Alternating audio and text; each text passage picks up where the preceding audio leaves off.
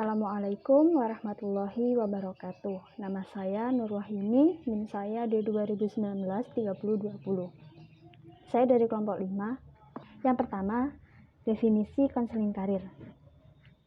Ada banyak tokoh atau para ilmuwan yang mendefinisikan konseling karir.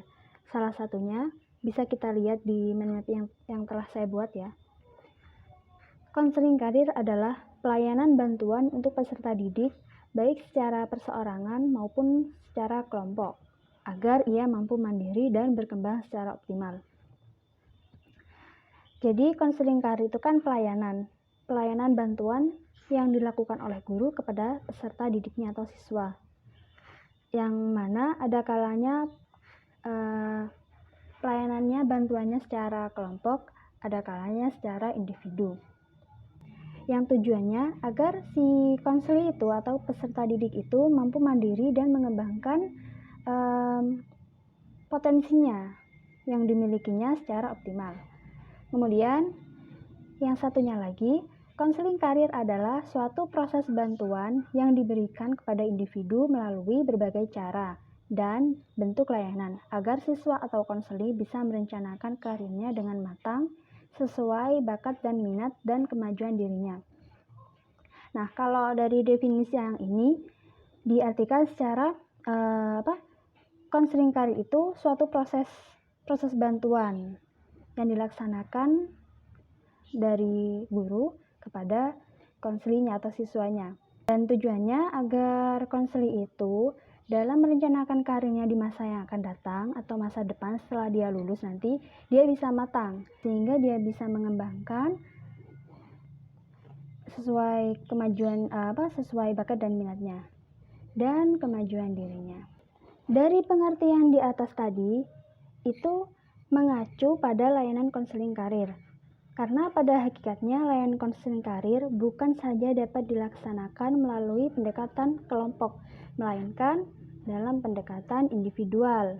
Kemudian di sini ada konseling karir Islami, merupakan proses pemberian bantuan kepada individu agar menyadari kembali eksistensinya sebagai makhluk Allah yang seharusnya dalam mencari dan melakukan pekerjaan senantiasa selaras dengan ketentuan dalam petunjuk Allah, sehingga dapat mencapai kebahagiaan dunia dan di akhirat. Karena kita di lingkup agama Islam di IAIN, sehingga jurusan yang ada di IAIN ini bimbingan konseling Islam seperti kita BKI gitu.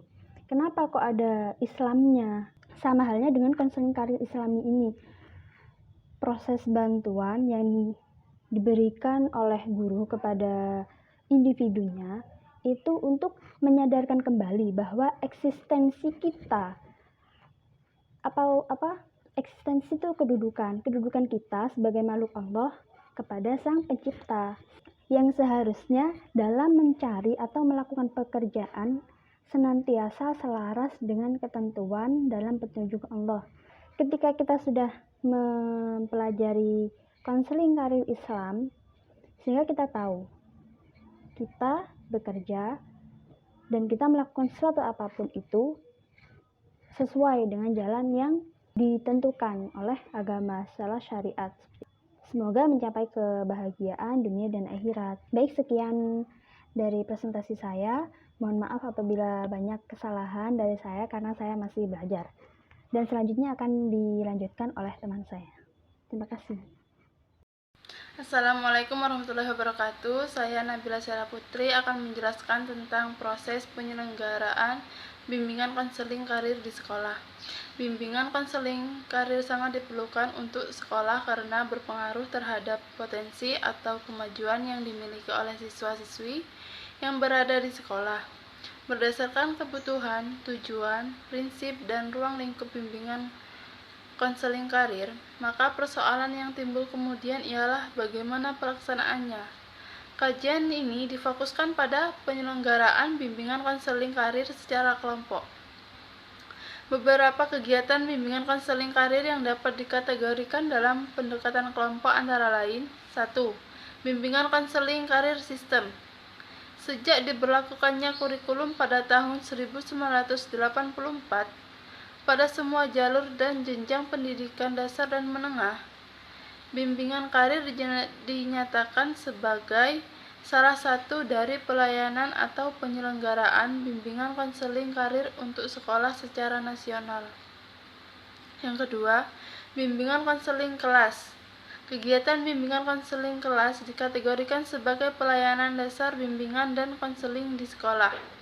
Pelayanan dasar adalah proses bantuan yang diberikan oleh konselor sekolah atau school counselor kepada seluruh konseling melalui berbagai kegiatan untuk membentuk pengalaman terstruktur yang berlangsung secara klasikal dengan penyajian secara sistematis yang bertujuan untuk mengembangkan perilaku konseling dalam jangka panjang sesuai dengan tahap dan tugas-tugas perkembangan mereka yang diperlukan dalam mengembangkan kemampuan memilih dan mengambil keputusan untuk menjalani kehidupan.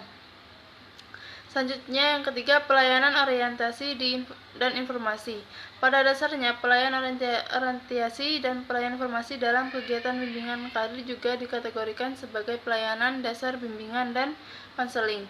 Pelayanan ini diberikan langsung oleh konselor sekolah atau school counselor kepada seluruh konseling atau siswa yang berlangsung di dalam kelas. Yang keempat, bimbingan konseling karir bebas komputer. Pelayanan ini kalau di tanah air masih dalam tahap perintisan sehingga belum begitu dikenal luas oleh konselor sekolah atau school counselor. Istilah bimbingan karir berbasis komputer juga bisa disebut dengan Computer Assisted Career Guidance atau CAGG, dikembangkan oleh Simpson pada tahun 1994 dalam makalahnya yang berjudul Computer Assisted Career Guidance, Associational Paper Number 2 dari Pusat Studi Teknologi dalam Konseling dan Perkembangan Karir Universitas Negeri Florida, Amerika Serikat. Sedangkan beberapa penelitian di luar negeri menemukan bahwa bimbingan karir berbasis komputer secara signifikan dapat meningkatkan beberapa variabel penting dalam pemilihan karir atau career choice, yaitu kemampuan pemahaman ciri-ciri vokasional dan perilaku eksplorasi karir, kematangan karir siswa atau konseling, serta kematangan diri dalam pengambilan keputusan karir. Mungkin ini yang bisa saya sampaikan. Jika ada salah kata saya mohon maaf, dan semoga apa yang saya jelaskan bisa dipahami. Terima kasih. Wassalamualaikum warahmatullahi wabarakatuh. Assalamualaikum warahmatullahi wabarakatuh. Nama saya Muhammad Faril Ali, NIM D2019-3014. Di sini saya dari kelompok 5. Ruang lingkup bimbingan konseling mencakup 4 fungsi. Bimbingan dan konseling yaitu fungsi pemahaman, pencegahan, pengembangan, dan pemeliharaan. 4 bidang bimbingan antara lain: bimbingan pribadi, sosial, belajar, dan karir. Dan 7 jenis layanan antara lain: layanan orientasi, informasi, penempatan, pembelajaran, konseling individu dan kelompok, serta 5 kegiatan pendukung antara lain: aplikasi instrumentasi, himpunan data, konferensi kasus, kunjungan rumah, dan alih tangan kasus. Dan yang pertama, bidang bimbingan pribadi. Layanan bimbingan pribadi adalah berupaya membantu siswa menemukan dan memahami serta mengembangkan pribadi yang beriman dan bertakwa terhadap Tuhan Yang Maha Esa. Dan yang kedua, bidang sosial keagamaan. Bidang ini merupakan layanan bimbingan dan konseling untuk membantu siswa dalam proses sosialisasi untuk mengenal lingkungan dan berhubungan dengan lingkungan yang dilandasi budi pekerti. Dan bidang yang ketiga, bidang bimbingan belajar. Bidang ini adalah membantu siswa mengembangkan kebiasaan belajar yang baik untuk menguasai pengetahuan dan keterampilan materi-materi. Dan bidang yang terakhir, yang keempat, yaitu bidang bimbingan karir. Bidang ini adalah membantu siswa untuk mengenali dan mengarahkan diri untuk masa depan.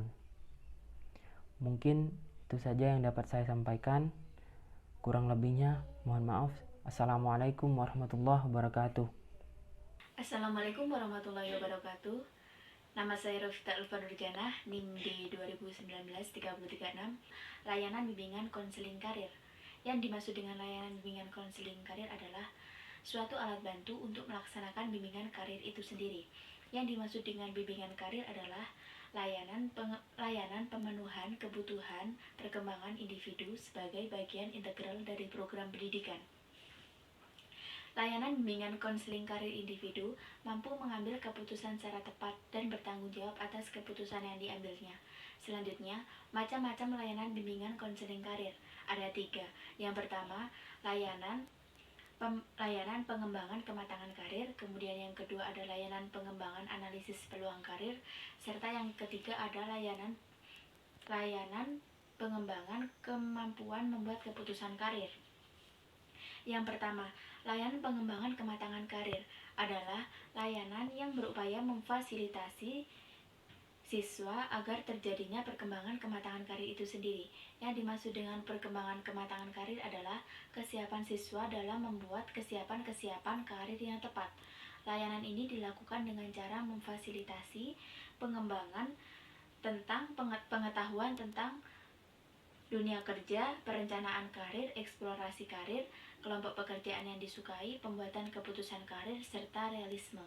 Kemudian yang kedua ada layanan pengembangan analisis peluang karir. Yang dimaksud dengan layanan ini adalah layanan bimbingan yang berupaya memfasilitasi proses terjadinya kemampuan menganalisis peluang karir itu sendiri. Yang dimaksud dengan peluang karir adalah berbagai kesempatan yang dapat dijadikan sebagai jalan untuk berkarir. Dengan kata lain, layanan ini merupakan layanan yang memfasilitasi siswa agar mereka mampu mengembangkan kemampuan dalam menganalisis karir itu sendiri. Layanan ini dilakukan dengan cara memfasilitasi pengembangan sikap diri, motif karir, kesadaran diri, serta komitmen karir. Kemudian yang ketiga ada pengembangan kemampuan membuat keputusan karir. Yang dimaksud dengan layanan ini adalah layanan bimbingan yang berupaya memfasilitasi siswa saat terjadinya pengembangan keputusan karir itu sendiri. Yang dimaksud dengan keputusan karir adalah penentuan pilihan-pilihan kegiatan yang mendukung atau yang relevan dengan kegiatan karir masa depan siswa. Adapun fokus dalam layanan ini adalah pengetahuan siswa tentang keputusan karir, kesiapan siswa dalam membuat keputusan karir, serta keterampilan siswa dalam membuat keputusan karir yang tepat. Sekian dari saya, kurang lebihnya mohon maaf. Wassalamualaikum warahmatullahi wabarakatuh.